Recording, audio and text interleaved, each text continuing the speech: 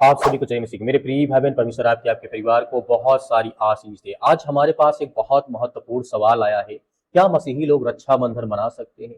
क्या एक मसीही बहन अपने भाई की कलाई पर राखी बांध सकती है? क्या ऐसा करना बाइबल के अनुसार सही या फिर गलत है? आज हम इस विषय को किसी भी भावनाओं को ठेस पहुंचाने के लिए नहीं बना रहे हैं, बल्कि परमेश्वर के वचन की रोशनी में समझने की हम कोशिश करते हैं। आज इस वीडियो को ध्यान से देखिएगा, क्योंकि ये बहुत महत्वपूर्ण सवाल आपकी जिंदगी से जुड़ा है, आपसे जुड़ा हुआ है, आपके लोगों से जुड़ा होगा, आपके घर से, आपके परिवार से जुड़ा हुआ है। मैं आपको अंतिम में ये भी बताऊंगा कि आपको क्या करना है। यदि आप विश्वासी हैं तब भी आप बांध सकते हैं या नहीं बांध सकते, वो आपको मैं बताऊंगा। जिस तरीके की आज हमारे भारत में कई तरह के त्योहार पाए जाते हैं, बहुत सारे लोग हैं और तरह तरह के मतलब यहाँ पे हमें देखने को मिलता रहता है। सबसे पहले समझते हैं कि रक्षाबंधन आखिर है क्या। रक्षाबंधन भारत में मनाए जाने वाला एक पारंपरिक त्योहार है। इसमें भाई बहन के प्रेम और रिश्ते को महत्व दिया जाता है। भाई बहन की कलाई पर राखी बांधती है। भाई अपनी बहन के प्रति प्रेम और सुरक्षा की भावना व्यक्त करता है। मिठाई बांटी जाती है और परिवार में एक साथ समय बिताया जाता है। इसमें कोई गलत नहीं है, इसमें किसी प्रकार की कहीं तक कोई दिक्कत नहीं है।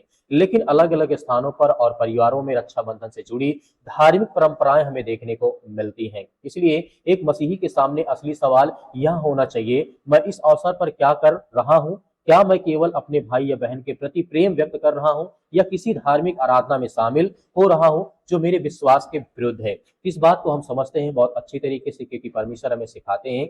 अब आइए बाइबल इस पर क्या कहती है, इसे समझते हैं। सबसे पहले परमेश्वर का वचन हमें स्पष्ट रूप से सिखाता है कि हमारी आराधना केवल सच्चे परमेश्वर की होनी चाहिए। निर्गमन पुस्तक अध्याय 20 और वचन नंबर 3 में लिखा है, तू मुझे छोड़ दूसरों को ईश्वर करके न मानना। मतलब परमेश्वर यहाँ पे साफ साफ कहता है। एक वचन और देखने को मिलता है, कुरिन्थियों पुस्तक अध्याय 10 और वचन नंबर यहाँ 14 में लिखा है, मूर्ति पूजा से बचे रहो। इसलिए अगर किसी धार्मिक कार्यक्रम में दूसरे देवी देवताओं की पूजा, मूर्ति की आराधना या ऐसी धार्मिक रस्म शामिल है जिसे एक मसीही अपने विश्वास के विरुद्ध मानता है, तो उसे उससे भाग नहीं लेना चाहिए। सिर्फ इतना हमें बात याद रखना है। लेकिन अब एक बात बहुत जरूरी है समझना, बाइबल में रक्षाबंधन का नाम कहीं नहीं लिखा है। बाइबल यह नहीं कहती है कि रक्षाबंधन मनाओ, और या फिर यह भी सीधे नहीं कहती है कि रक्षाबंधन ना मनाओ। इसलिए हमें बाइबल में सिद्धांतों के आधार पर निर्णय लेना होगा। रोमी पुस्तक अध्याय 14 के 5 में लिखा गया है, अलग अलग दिनों में परंपराओं के विषय में विवेक की बात कही गई है। तुम चाहो खाओ, चाहे पियो, चाहे जो भी कुछ करो, सब कुछ परमेश्वर की महिमा के लिए करो। तो अब एक सवाल यह है कि अगर कोई भी मसीही रक्षाबंधन के दिन अपनी बहन से प्रेम करता है, उससे सम्मान देता है, उसे मिठाई खिलाता है और भाई बहन के रिश्तों को मजबूत करता है, तो क्या एक बहन एक भाई से प्रेम करना गलत है? नहीं, बिल्कुल भी गलत नहीं है। बाइबल इसे कभी भी गलत नहीं कहती है। बाइबल में प्रेम की शिक्षा हमें देती है। यूहन्ना पुस्तक अध्याय 4 वचन नंबर 7 में लिखा है, हे मेरे प्रियो, हम एक दूसरे से प्रेम रखें।